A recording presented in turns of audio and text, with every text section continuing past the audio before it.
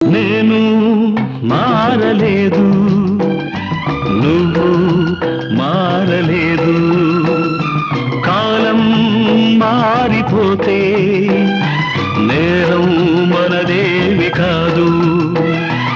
ఈ నేల నింగి అలాగే ఉన్నా ఈ గాలి మోస్తుంది మన గాథలెన్నో. నెమరేసుకుందాము ఆ రోజులు, భ్రమలాగా ఉంటాయి ఆ లీలలు. ఆ మనసులు ఆ మమతలు ఏ మాయరా.